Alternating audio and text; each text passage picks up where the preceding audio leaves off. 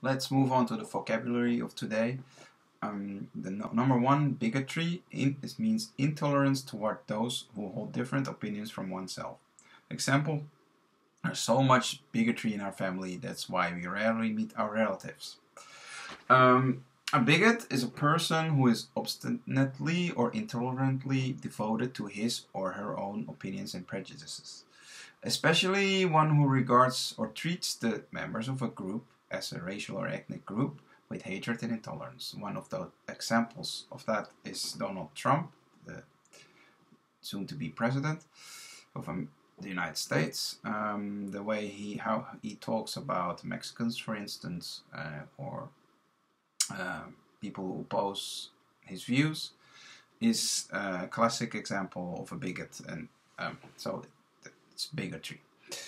Number two, misogyny is dislike of contempt for or ingrained prejudice against women.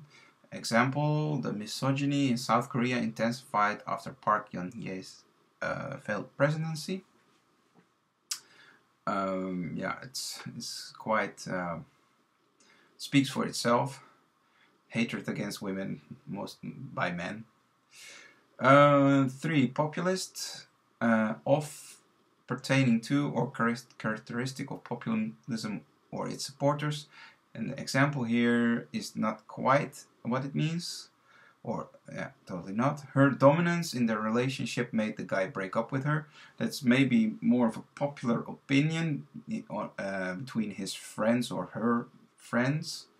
That's not populism. Populism is a political science, and the definition of that, the most influential definition, is that it's a thin ideology that merely sets up a framework that of pure people versus a corrupt elite. So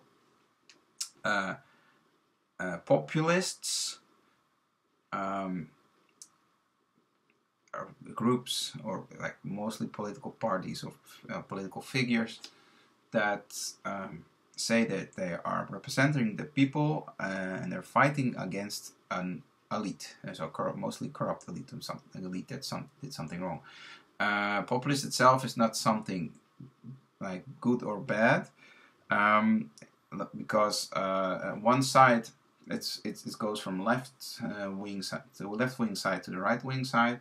Because, for instance, in Spain there is a populist party that fights for the rights of refugees to have voting rights in Spain, and in the Netherlands there's a populist party that doesn't want any refugees, and that especially is very much against Muslims.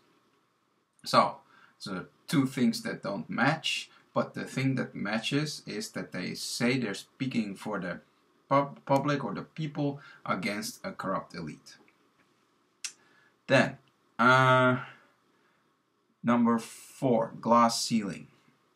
An unofficially acknowledged barrier to advancement in a profession, especially affecting women and members of minorities. Example, there is still a glass ceiling when it comes to career advancements in the company. You see that also in Korea, where women don't make as much as men in the same positions. Also, there are fewer women working in higher positions. In the Netherlands is also there's a debate going on with universities, with professors. There are really few professors that are women. Most are men. And they are debating, is this a glass ceiling, or is this because other reasons? For instance, one professor said, but most women work part-time, and this is totally not a part-time position, not doable part-time, so this is why women, there is a lack of women, for instance. And nothing to do with racism or discrimination and a glass ceiling. But others say it is a glass ceiling. Number 5, defy gravity. To challenge the power of, resist boldly or openly. An example, unlike long ago, young people nowadays are more courageous in defying gravity in various fields. In the video itself, you see gymnasts making a jump or a somersault or something like that. And defy gravity is there used more literally. Because she jumps so high, she jumps so well, and it seems there is no gravity. But it can also be figuratively. So exactly the meaning how it is here, that you try to defy the odds, or example, you're working in a company and your boss says you have to do it a certain way, but you certainly know it's wrong and you do it the other way anyway and get results.